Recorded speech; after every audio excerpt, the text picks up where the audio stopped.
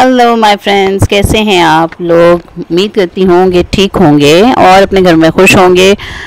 मैं आप लोगों के सामने अपनी सीनरी का थर्ड पार्ट लेकर आई हूँ, जिसमें जो कि खूबसूरती से आगे बढ़ता जा रहा है और प्रोमिनेंट होता जा रहा है। तो आप लोग इसी तरह मेरी वीडियोस को लाइक करें, शेयर करें और प्लीज़ ज़्यादा से ज़्यादा शेयर करें ताकि मुझे लोग ज़्यादा से ज़्यादा सब्सक्राइब करें और मेरी आर्ट के बारे में सारे जानने की कोशिश करें, क्योंकि इसमें बहुत ज़्यादा मेहनत लगती है and I deserve to be the part of this. Well, अगर हम लोग अपनी अब स्टोरी की तरफ आते हैं तो प्लीज़ पहले तो आप लोग शेयर करें ताकि मुझे ज़्यादा से ज़्यादा लोग फॉलो कर सकें, ज़्यादा से ज़्यादा लोग देख सकें, ज़्यादा से ज़्यादा लोग इस चीज़ के बारे में जान सकें। स्टोरी की तरफ अगर हम लोग आते हैं तो अगर आपको याद हो तो हया जो है वो अपने पिछले पार्ट में हया अपनी पप्पू के घर पहुंच चुकी थी, जहां पे जहान उसके साथ बहुत रूडली बिहेव कर रहा था। और इसके अलावा खाना खाने के बाद हमने ये सुना था कि जहान जो है वो बाहर से एक बुके लेकर आया था जो कि हया के लिए स्पेशली आया था और उसके ऊपर स्कार्ट के ऊपर लिखा हुआ था from your Valentine for my love, जिस पे जो है वो हया को बहुत ज़्यादा हैरत हुई कि पाकिस्तान से जो चीज़ जिस चीज़ को वो छोड़ के आई थी तुर्की में भी उसका पीछा कर रही है। उसके बाद क्या हुआ, वैलेंटाइन डे में अभी एक हफ़्ता बाकी था, इसे याद था। ये यहाँ भी पहुँच गया। वो अभी तक बेयकीन थी। जहान अपना टूल बॉक्स खोले खड़ा चीज़ें उलट पुलट कर रहा था। किचन में एक शर्मिंदा सी खामोशी छाई हुई थी। दफतन मेज़ पे रखा हया का मोबाइल बज उठा। इसे चौंक कर देखा, घर से कॉल आ रही थी। इसे कॉल काटी और उठ खड़ी हुई। हया, बैठो बच्चे, पुप्पो ने इसे रोकना चाहा। मेरी फ्रेंड की कॉल आ रही है, वो बाहर आ गई है शायद, चलती हूँ, अल्लाह हाफिज़। हालांकि पुप्पो की शक्ल से जाहिर था कि वो जानती हैं कि फ़ोन उनकी दोस्त का नहीं था, मगर उन्होंने सर हिला दिया। कहने को जैसे कुछ बाकी नहीं रहा था। वो कुर्सी धकेल कर तेज़ी से बाहर निकल गई। मेज़ पे सफ़ेद गुलाब पड़े रह गए। डोरमैट पे इसके जूते यूं ही पड़े थे। इसने इनमें पाँव डाले तो देखा एक कागज़ इन पर गिरा हुआ था। हया झुकी और वो कागज़ उठाया। वो किसी कुरियर कंपनी की रसीद थी, गालिबन जो शायद जहान ने दस्तखत करके वहीं फेंक दी थी। वो रसीद उलट पुलट कर देखती तेज़ कदमों से गेट अबूर कर गई। वो फूल आज ही की तारीख़ में किसी AR ने बुक करवाए थे। A से अहमद और R से। वो धीरे धीरे सड़क किनारे चलने लगी। रसीद अभी तक इसके हाथ पे थी। वो घंटा भर पहले तक खुद इस बात से नावाकिफ़ थी कि वो जहांगीर से आ रही हैं। फिर इस AR को कैसे इल्म हुआ? क्या वो इसका पीछा कर रहा था? क्या इसका ताक़ुब किया जा रहा था? लेकिन एक पाकिस्तानी ऑफिसर के एक गैर मुल्क में इतने ज़राए कैसे हो सकते थे? सिर्फ इसे तंग करने के लिए इतनी लंबी चौड़ी मनसूबाबंदी कौन करेगा? वो कॉलोनी के सिरे पे नस्ब बेंच पे बैठ गई। इसकी निगाहें बर्फ़ से ढकी घास पे जमी थी। इसे हाले के आने तक यहीं बैठना था। सीन बदलता है। इसने अगले रोज़ ही डॉम ऑफिसर हकान से बात करके अपना कमरा बदलवा लिया था। अब वो डीजे के कमरे में मुंतकिल हो चुकी थी। कमरे में तीसरी लड़की एक चीनी नजाद लिंगलिंग थी। इसका पूरा नाम इतना लंबा और पेचीदा था कि इसने यूरोप के लिए अपना नाम चेरी रख लिया था। वो एक्सचेंज स्टूडेंट थी और PhD कर रही थी। चौथी लड़की एक इसराइली यहूदी टॉली थी। वक़्तन टॉली के दरख्त की तरह लंबी चौड़ी और घुंघरियाले बालों वाली वो भी एक्सचेंज स्टूडेंट थी। और इसके साथ वाले कमरे के फ़लस्तीनी एक्सचेंज स्टूडेंट्स, वो हैंडसम लड़के का जिक्र डीजे ने पहले रोज़ किया गया से गाड़ी छटती थी। वो फ़लस्तीनी लड़के और वो इसराइली लड़की हर जगह साथ साथ नज़र आते थे। कैंप्स की सीढ़ियाँ हों या हॉस्टल का कॉमन रूम, वो चारों साथ ही होते। इनके पासपोर्ट चेक करवाओ, या तो ये इसराइली नहीं है या वो फ़लस्तीनी नहीं है। इतना इत्तेहाद और दोस्ती, तौबा है भाई। डीजे जब भी इनको साथ देख कर आती यूं ही कुटती रहती। हया ने अभी इन लड़कों को नहीं देखा था, ना ही उसे शौक़ था। तमाम ममालिक के एक्सचेंज स्टूडेंट्स पीर तक पहुंच गए थे। वहाँ किसी को किसी एक्सचेंज स्टूडेंट का नाम नहीं मालूम था, बस ये फ़लस्तीनी है, ये चाइनीज़ है, ये नॉर्वेजन है, ये डिच है और ये दोनों पाकिस्तानी हैं। इनको एक साथ 4 मज़ामीन लेने का इख्तियार था। डीजे ने 2 लिए जबकि हया ने 4 लिए।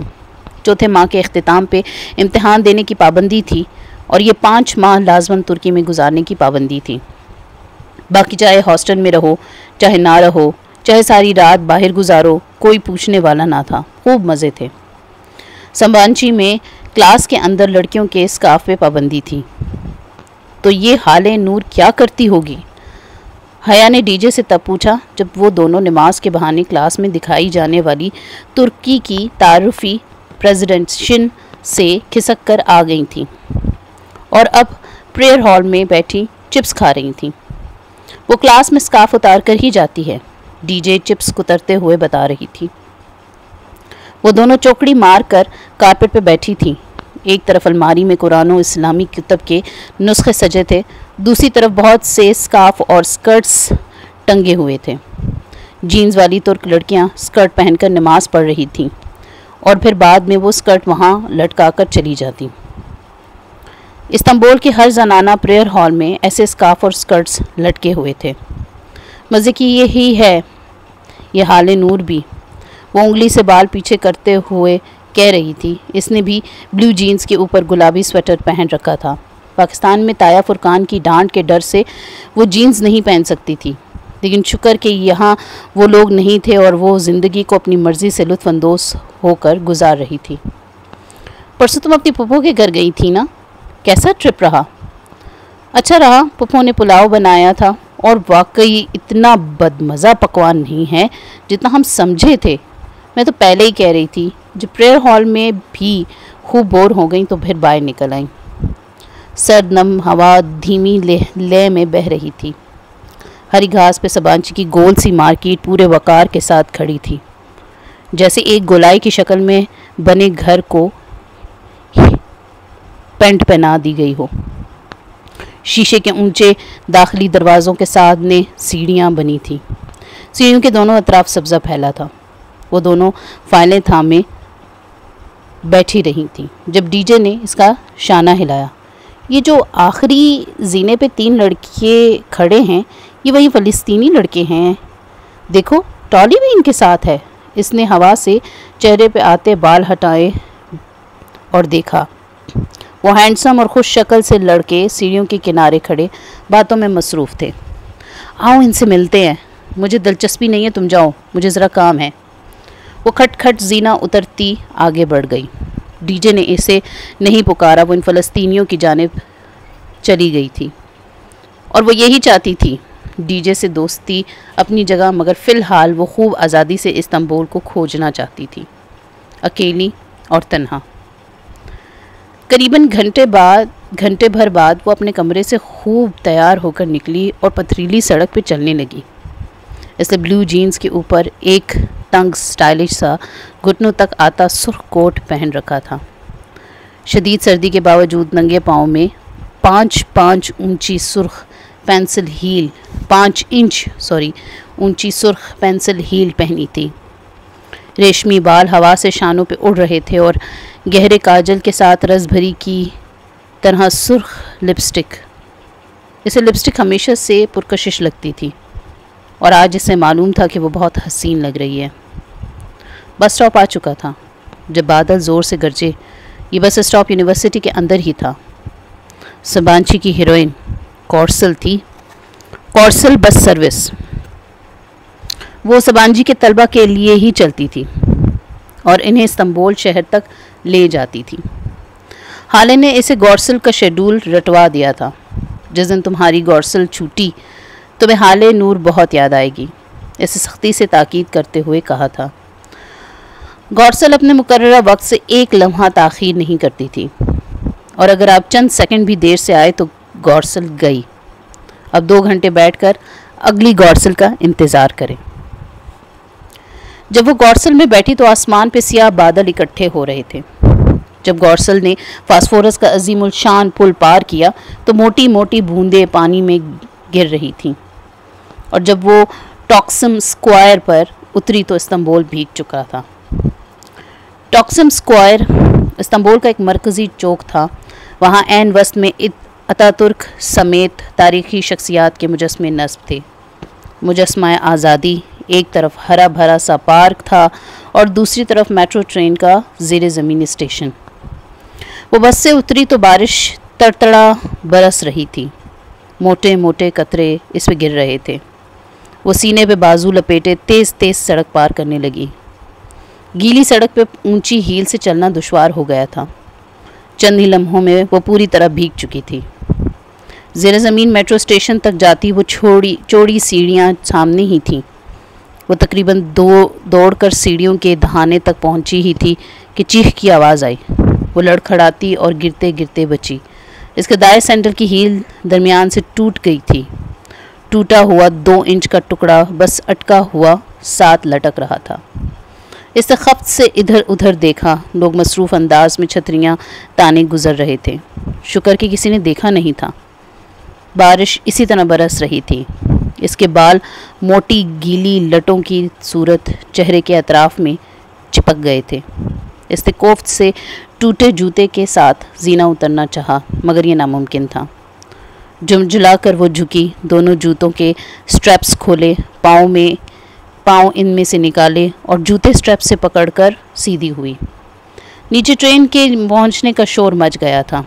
वो भागते हुए नंगे पाँव जीना उतरने लगी। इसके पहलू में गिरे हाथ से लटके दोनों जूते इधर उधर झूल रहे थे। मेट्रो का टिकट 1.5 लेरा का था, चाहे जिस स्टेशन पर भी उतरो। वो टिकट लेकर जल्दी से ट्रेन में दाखिल हुई ताकि किसी को महसूस करने से कबल ही मोतबर बनकर जूते पहनकर बैठ जाए। मेट्रो में निशस्तें दोनों दीवारों के साथ सीधी कतार में थीं। खड़े होने वालों के लिए ऊपर रॉड से हैंडल लटक रहे थे। वो एक हैंडल को पकड़े भीड़ में से रास्ता बनाने लगी। इसकी नज़र कोने की एक खाली निशिस्त पे थी, मगर आगे चलते शख्स ने गोया रास्ता रोक रखा था। जब तक वो कोने वाली निशिस्त पे बैठा नहीं, वो आगे नहीं बढ़ सकती। फिर इसके बैठते ही धम से इसके बराबर की जगह पे आ बैठी। उससे सूट में मलबूस शख्स शनासा सा लगा। लम्हे भर को इसका सांस रुक गया था। वो जहान सिकंदर था। बहुत कीमती और नफीस स्याह सूट में मलबूस, जल से बाल पीछे किए वो चेहरे पे ढेरों संजीदगी लिए अखबार खोल रहा था। ब्रीफकेस इसके कदमों में रख दिया गया था। वो मुतहय्यर सी बैठी सामने देखे गई। कनखियों से इसे वो चेहरे के सामने अखबार फैलाए नज़र आ रहा था। सामने वाली कतार और इसकी कतार के दरमियान जगह ऊपर लगे हैंडल पकड़कर खड़े लोगों से भरने लगी थी। वो इस अजीब इत्तेफाक पे इतनी शशदर बैठी थी कि हाथ से लटकते जूते भूल ही गई। याद रहा तो बस यही कि वो कितना करीब मगर कितना दूर था। वो इसे कैसे मुखातिब करे, और अगर वो इसे देखे बिना ट्रेन से उतर गया तो उसका दिल डूबने लगा। मगर वो तो शायद इसे पहचाने भी ना। इस सर्द महर कम गो शख्स से इसे यही तवक्को थी। चंद पुल सर के थे कि जहान ने सफ़ा पलटने की गर्ज से अखबार नीचे किया और अंगूठे से अगले सफ़े का किनारा मोड़ते हुए एक सरसरी निगाह पहलू में बैठी लड़की पे डाली। फिर सफ़ा पलटकर अखबार की जानिब मुतवज्जह हो गया। लेकिन अगले ही पल वो जैसे रुका और गर्दन मोड़कर दोबारा इसे देखा। इसकी भीगी मोटी लटें रुखसारों से चिपक गई थीं। पानी के कतरे थोड़ी से नीचे गर्दन पे गिर रहे थे। वो इसे इसके मुतवज्जह होने पे भी सांस रोके सामने देखे गई। ओह हया! वो हैरत भरी आवाज़ जैसे कहीं दूर से आई थी। हया ने धीरे से पलकें इसकी जानिब उठाई। काजल की लकीर मिटकर नीचे बह गई थी। तब भी इन उदास आंखों में अजीब सहर दिखता था। जहान सिकंदर, वो बदिक्कत रस्मन मुस्कुराई। हया, कैसी हो? अकेली हो? कहने के साथ जहान ने इधर इर्द गिर्द निगाह दौड़ाई। वहाँ कोई मुसाफिर हया का हमसफ़र नहीं लग रहा था। जी अकेली हूँ। मैंने ये भी पूछा है कि कैसी हो? मुस्कुराते हुए अपनायत से कहते हुए वो अखबार तह करने लगा। वो जो इसके लिए हथौड़ी और मेखे नहीं रख सकता था, अब अखबार रख रहा था। या खुदा, ये वही सिकंदर जहां है। मम्मी तुम्हें याद कर रही थी, तुम फिर कब आओगी घर? अखबार एक तरफ रखकर अब वो पूरी तरह हया की जानिब मुतवज्जा था। वो यकटक से देखने लगी। बस शायद कुछ दिन। कुछ कहने की सही में से महसूस हुआ जहान की निगाहें इसके हाथ पे फिसली थीं। वो बेशतर इसके लिए वो छुपा पाती वो देख चुका था। जूते को क्या हुआ है? इतनी सर्दी में नंगे पांव बैठी हो, लाओ दिखाओ जूता। वो खफा हुआ था या फिक्रमंद, इसे सोचने का मौका ही ना मिल सका। जहान जूता लेने के लिए झुका तो इसने बेबसी से टूटी हील वाली सैंडल सामने की। ये तो अलग होने वाला है। इसके हाथ से जूता लेकर अब वो इसे उलट पुलट कर देखने लगा। हया ने बेचैनी से पहलू बदला। जहान रहने दो, ठहरो, शायद ये जुड़ जाए। वो झुककर दूसरे हाथ से ब्रीफ केस में से कुछ निकालने लगा। जहान, लोग देख रहे हैं, ये पकड़ो ज़रा। वो सीधा हुआ और जूता हया को थमाया, फिर हाथ में पकड़ा टेप खोला। काफ़ी लंबा सा स्ट्रैप खोल कर दांत से काटा। हया ने जूता सामने किया। इसने एहतियात से हील के निचले लटकते हिस्से को ऊपर के साथ जोड़ा और इसके गिर्द चक्रों में टेप लगाता रहा। अब पहनो। मरहम शुदा सैंडल को इसने झुक कर हया के कदमों में रखा। हया ने इसमें पांव डाला और स्ट्रैप बंद करके झुकी ही थी कि जोर पड़ने से दोबारा चटक हुआ और हील का टूटा हिस्सा सिरे से ही अलग हो गया। ओह, वो मुतासिफ हुआ। कोई बात नहीं। हया को शर्मिंदगी ने आन घेरा था। ये वो सर्द महर और तल्ख जहान नहीं, बल्कि कोई अपना सा शख्स था। वो जवाब देने के बजाय झुक गया था। हया ने गर्दन तिरछी करके देखा। वो अपने बूट का तस्मा खोल रहा था। इससे पहले कि वो इसे रोक पाती, जहान ने अपने बूट उतार चुका था। पहन लो भाई, ठंड है, सर्दी लग जाएगी। अब वो जुराबें उतार कर अपने ब्रीफ केस में डाल रहा था। इसका अंदाज आम सा था, जैसे वो रोज़ ही मेट्रो में किसी न किसी को अपने जूते दे देता है। नहीं, रहने दो, मैं भी मार्केट से नया ले लूँगी। मगर तुम क्या करोगे? तुम तो ऑफिस जा रहे हो ना? जहान ने ज़रा सा मुस्कुराकर इस बात में सर हिलाया। ऑफिस के काम से सिसली जा रहा हूँ। फिर मैं तुम्हें जूते वापस कैसे करूँगी? पता नहीं कब तुम्हारे घर आऊँ। इसके बाद क्या हुआ, जानने के लिए अगले पार्ट का इंतज़ार ज़रूर कीजिए और प्लीज़ शेयर कीजिए मेरी वीडियोस को, ताकि ज़्यादा से ज़्यादा लोग इसे सुन सकें और देख सकें। Bye bye.